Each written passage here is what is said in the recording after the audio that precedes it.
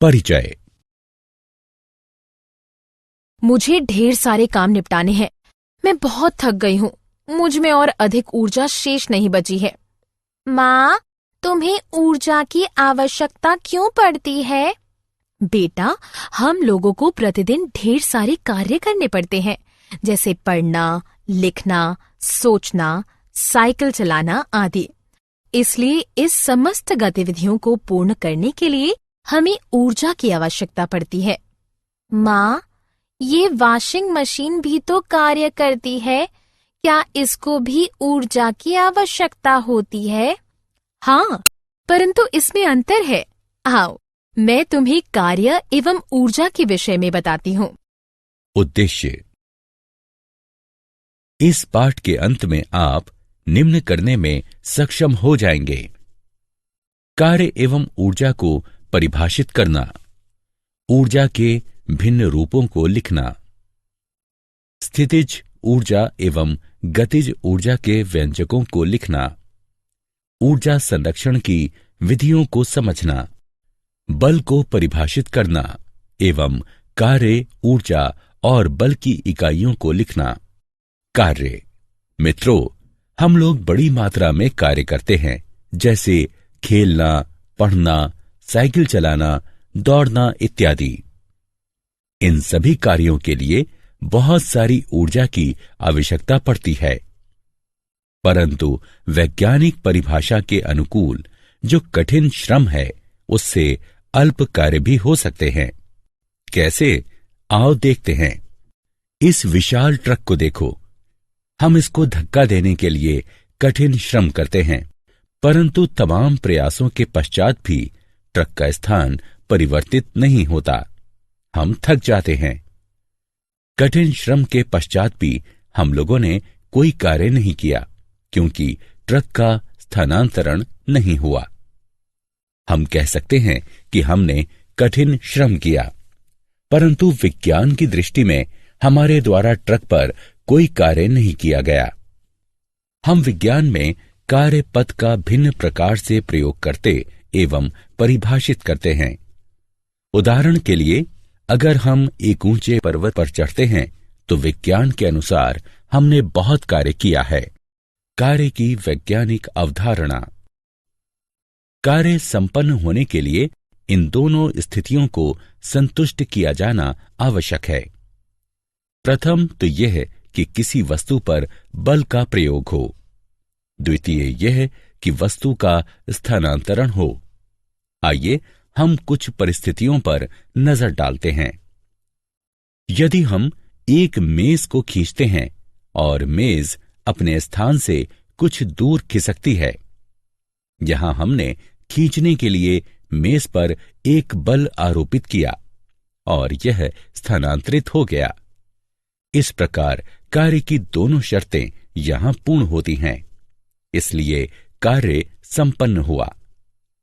इसी प्रकार जब हम क्रिकेट खेल रहे होते हैं, यदि हम गेंद पर बल्ले से प्रहार करते हैं तो कार्य संपन्न होता है, क्योंकि बल गेंद पर आरोपित होता है और वो गेंद बल द्वारा विस्थापित होती है।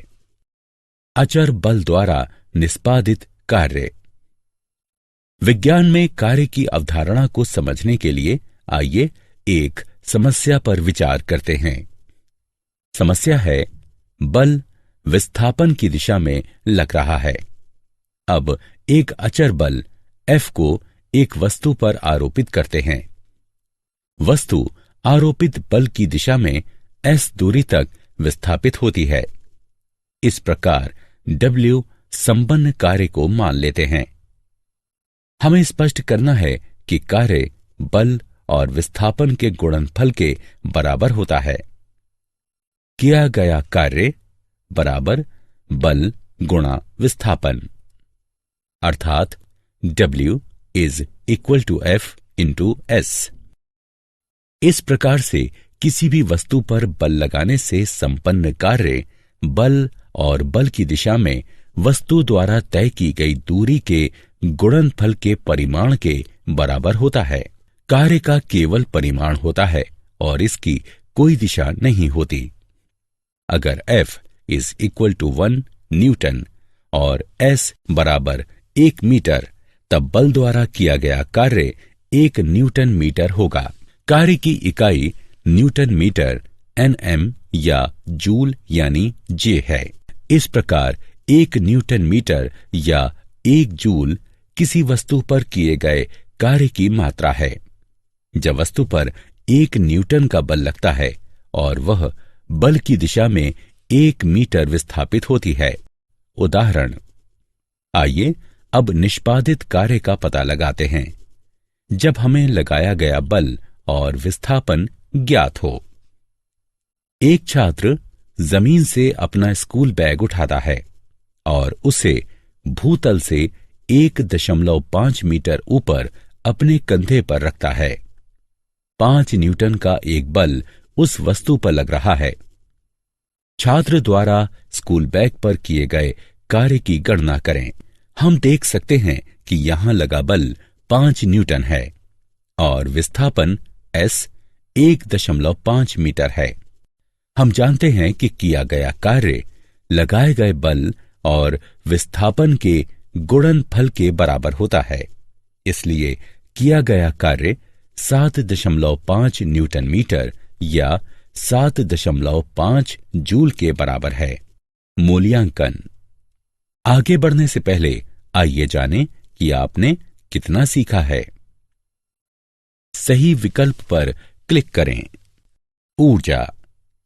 अब हम जानते हैं कि किसी भी प्रकार के कार्य के लिए ऊर्जा की आवश्यकता होती है।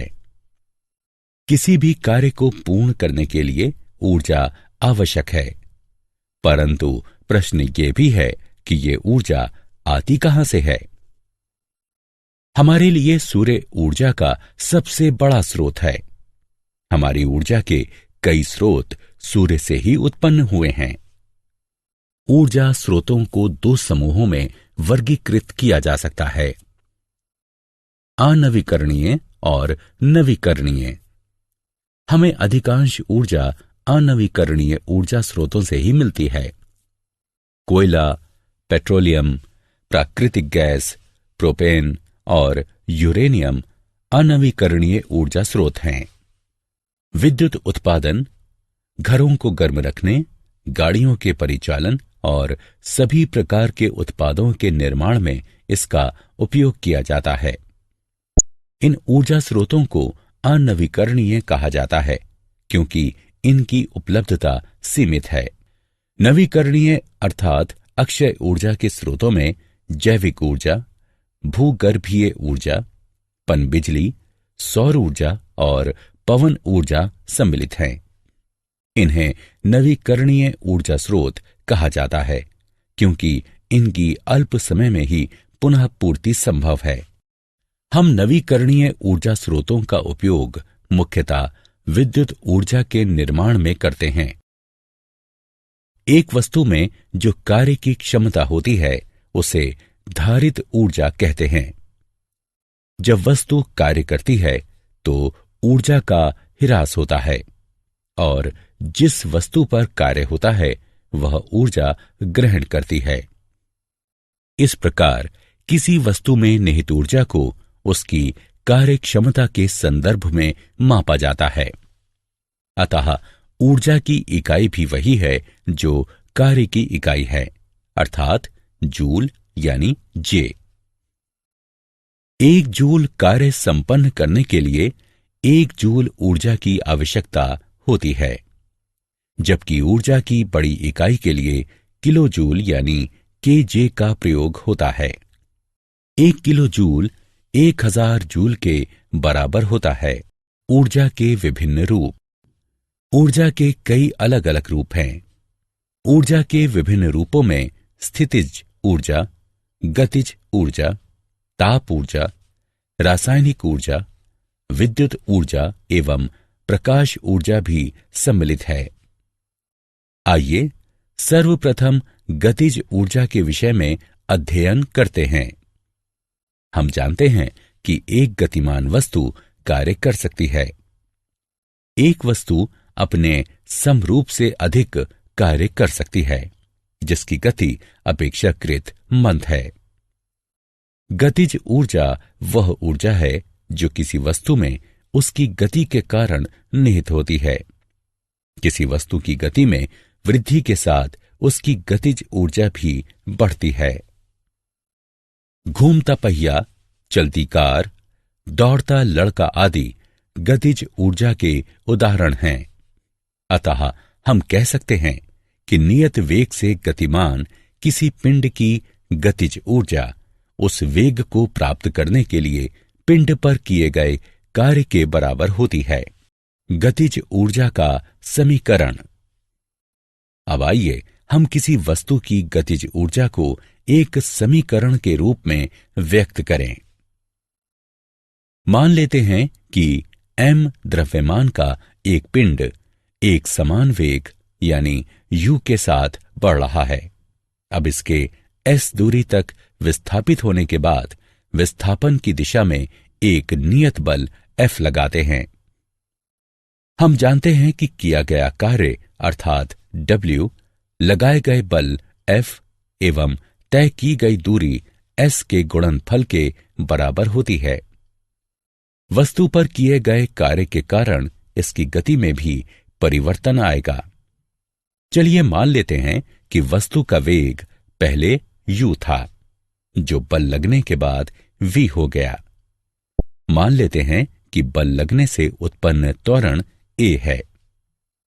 एक समान त्वरण a से गतिमान वस्तु के प्रारंभिक वेग u और अंतिम वेग v एवं विस्थापन s के मध्य संयोजन करने पर v वर्ग घटा u वर्ग बराबर 2as। इस प्रकार s बराबर v वर्ग घटा u वर्ग बटे 2a। हम जानते हैं कि F बराबर ma।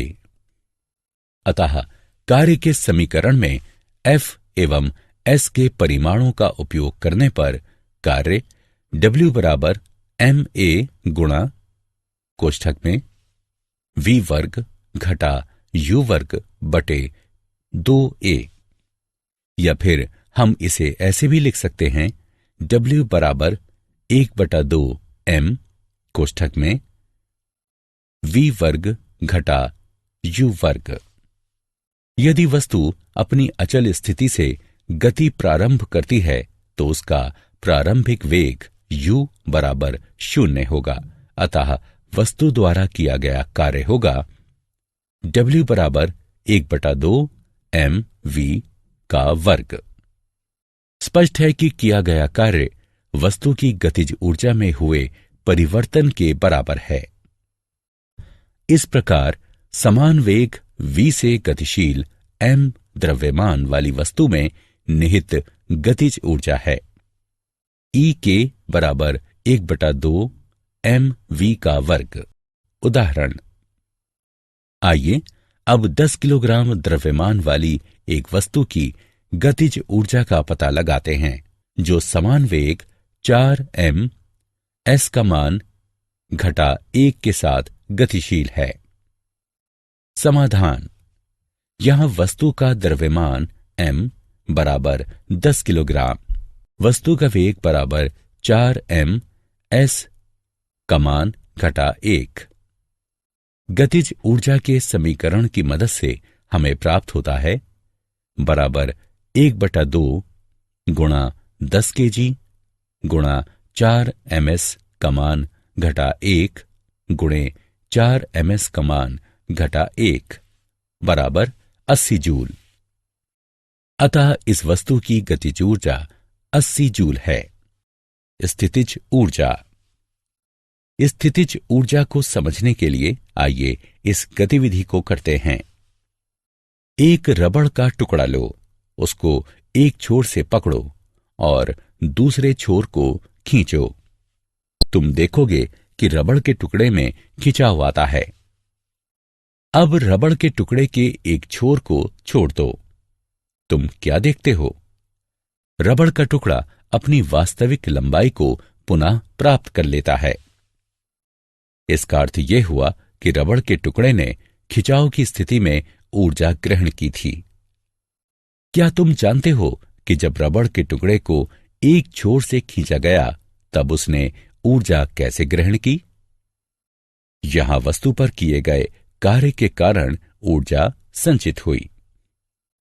किसी वस्तु में ऊर्जा का हस्तांतरण होता है तो वो स्थितिज ऊर्जा के रूप में संचित होती है।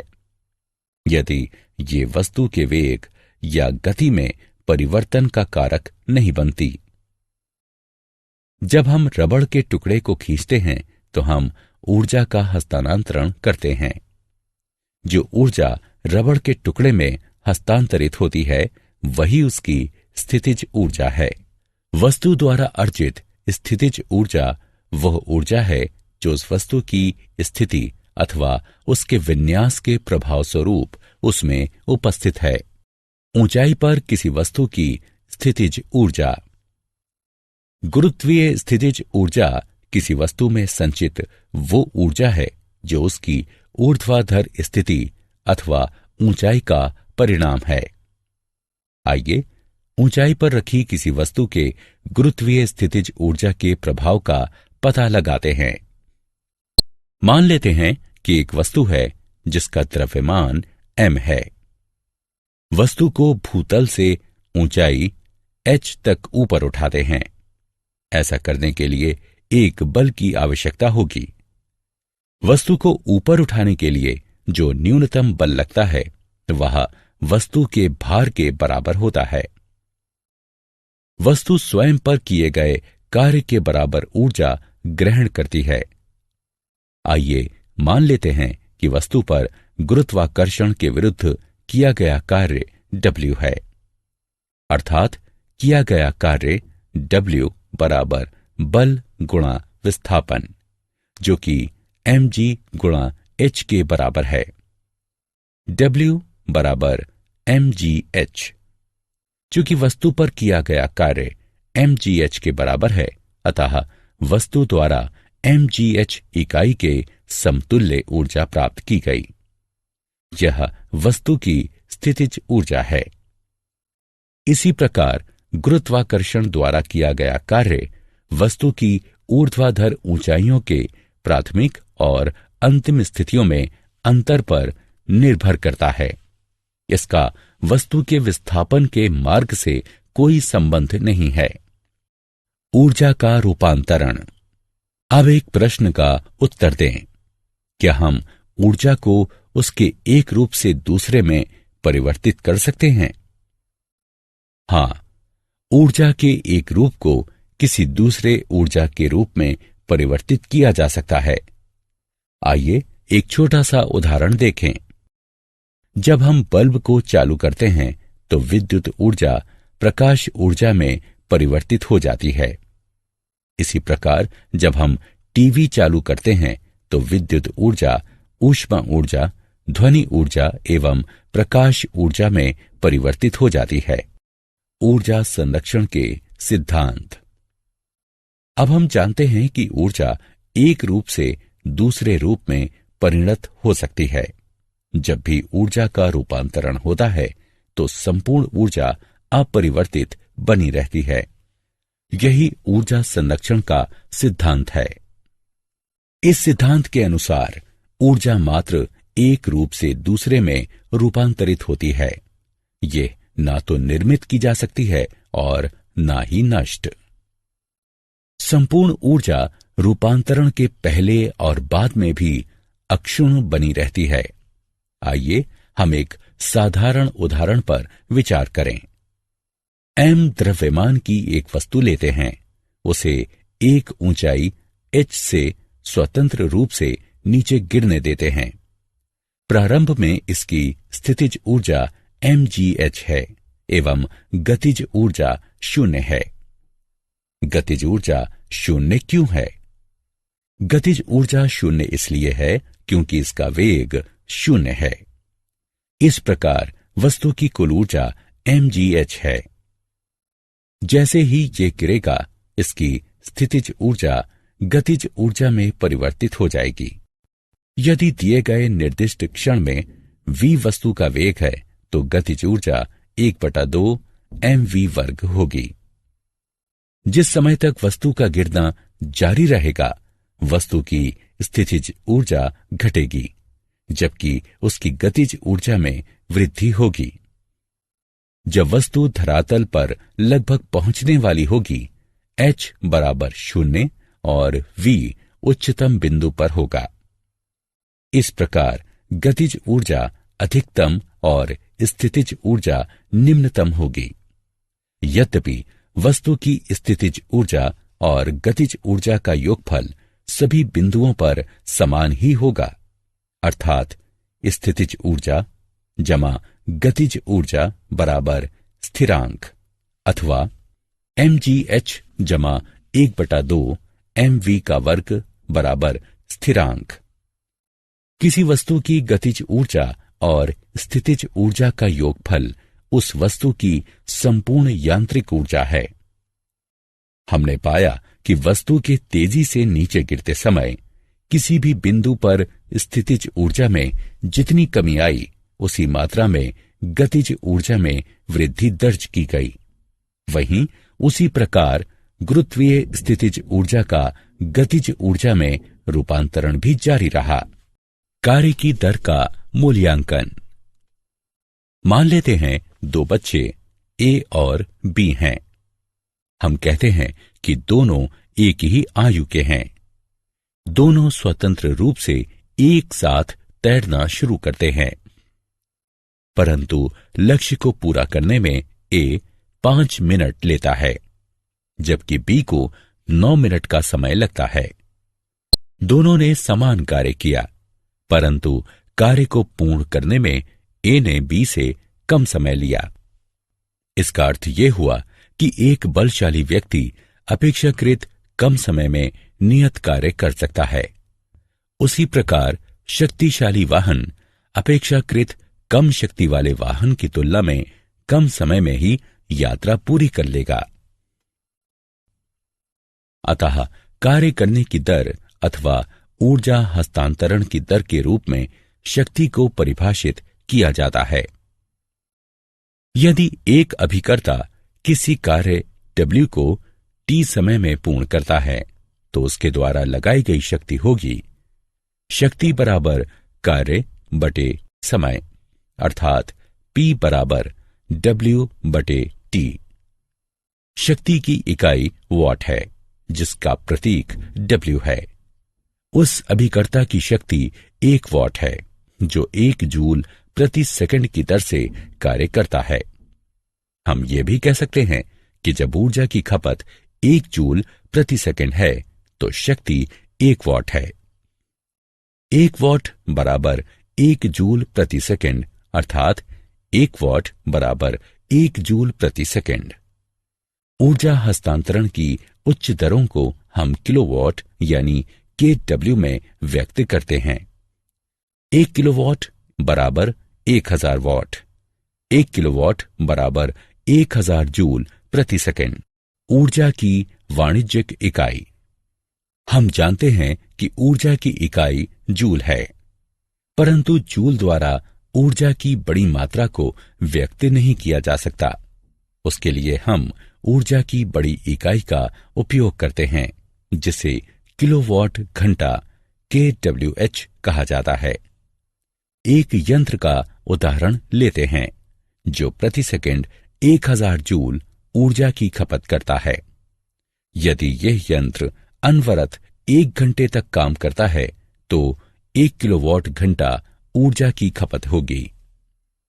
इस प्रकार 1 घंटे में 1000 जूल प्रति सेकंड अर्थात 1 किलोवाट की दर से 1 किलोवाट घंटा ऊर्जा का उपयोग किया गया।